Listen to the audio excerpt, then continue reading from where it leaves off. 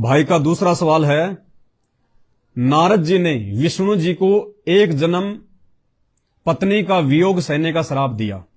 विष्णु जी की उम्र तो बहुत लंबी है, क्या उन्होंने विष्णु पद छोड़ने के बाद ही श्राप झेला होगा या विष्णु पद के साथ साथ झेला होगा?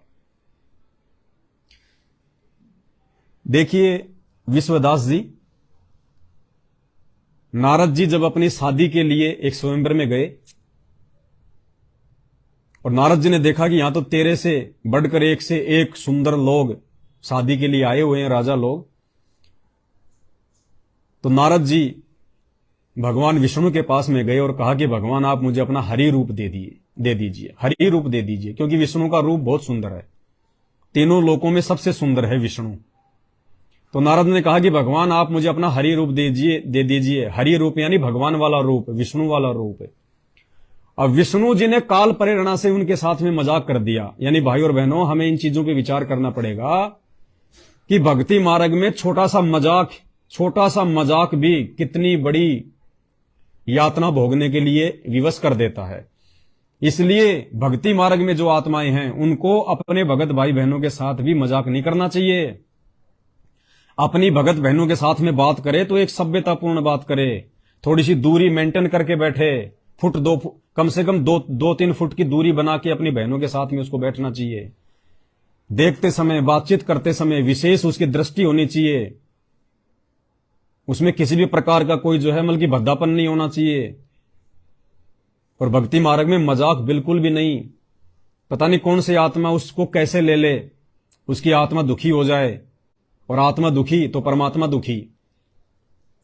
तो विष्णु जी ने नारद जी के साथ में काल प्रेरणा से मजाक कर दिया। हरि का दूसरा मतलब होता है कि बंदर। हरि यानी भगवान भी होता है और हरि मतलब जो है बंदर भी होता है। तो विष्णु जी ने मजाक कर दिया नारद जी के साथ में और नारद जी के ऊपर बंदर का मुंह लगा दिया। अब उस समय कोई शीशे तो थे नहीं, पानी में लोग अपना मुंह देखा करते थे और आदमी को खुद का चेहरा दिखाई नहीं देता। तो नारद जी बड़े प्रसन्न हुए कि मुझे तो तीनों लोगों का सबसे सुंदर रूप बन गया और अब तो वो लड़की मेरे ही गले में स्वयंवर की माला डालेगी। तो नारद जी खुशी खुशी स्वयंवर में आ गए और आके लाइन में लग गए। लड़की सबको देखती हुई आ रही है और जैसे ही नारद जी का नंबर आया तो लड़की मुस्कुराई उसकी शक्ल देखकर और आगे बढ़ गई। नारद जी ने सोचा क्या बात हुई, लगता है लड़की को ध्यान नहीं पड़ा। 5-4 राजाओं को छोड़ के फिर आगे जाके लाइन में खड़ा हो गया। लड़की ने फिर देखा, शक्ल देखकर मुस्कुराई, फिर आगे बढ़ गई। फिर किसी राजा ने कहा कि रे भाई तू कहां से आया है, पहले अपनी सूरत तो देख ले जाके बाल्टी में।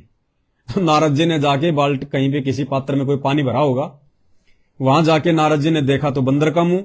नारद जी बड़े क्रोधित हो गए और उन्होंने भगवान विष्णु को श्राप दे दिया कि जैसे आज मैं एक नारी के वियोग में इतना जो है दुख उठा रहा हूं, ऐसे ही एक जन्म तू भी अपनी औरत के वियोग में पूरा जो है वो दुख उठाएगा। ये श्राप भगवान विष्णु को नारद जी ने दिया।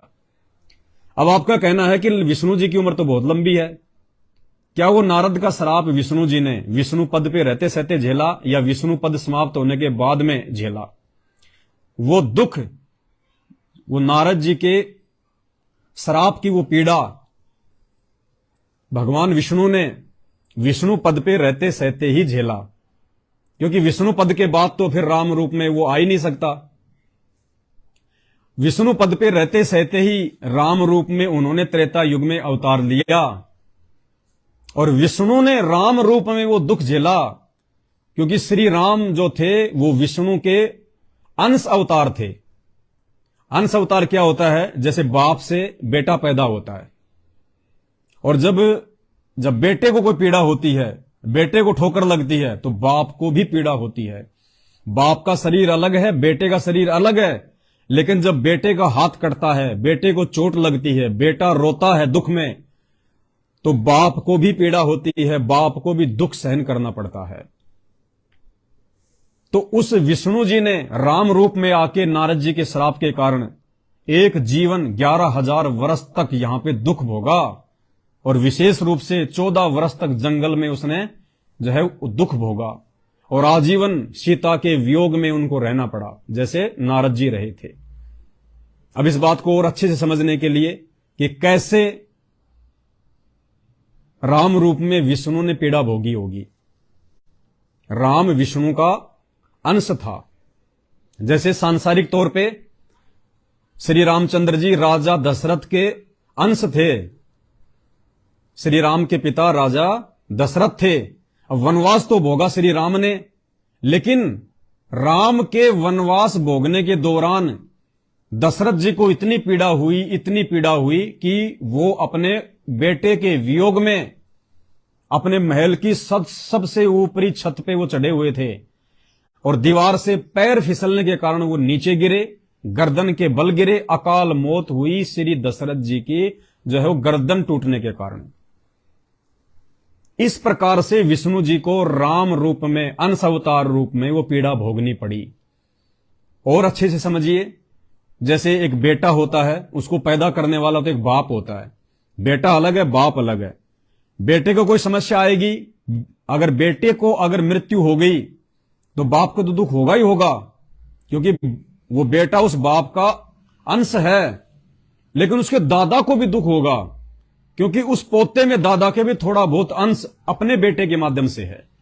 तो इसी प्रकार से राम रूप में श्री विष्णु जी को विष्णु पद पे रहते सहते उस पीड़ा को अनुभव करना पड़ता है, पीड़ा को भोगना पड़ता है। आपका बेटा युवा होकर डॉक्टरी की पढ़ाई करने के लिए अगर रूस चला जाए और रूस में यदि आपको समाचार मिले कि कल आपके बेटे का एक्सीडेंट हो गया, तो भारत में बैठे बैठे उस बाप को ऑटोमेटिक पीड़ा होगी। उस बाप का जो कलेजा है धक धक करने लग जाएगा। तो इसी प्रकार विष्णु लोक में बैठे हुए विष्णु भगवान को जब उनके अंश अवतार श्री रामचंद्र जी यहां आए और यहां श्री रामचंद्र जी ने जो जो पीड़ा भोगी, वो विष्णु लोक में बैठे हुए विष्णु जी को भी कुछ अंश रूप में भोगनी पड़ती है। तो उम्मीद करता हूं यह आपके दूसरे सवाल का जवाब था, आपको समझ में आ गया होगा।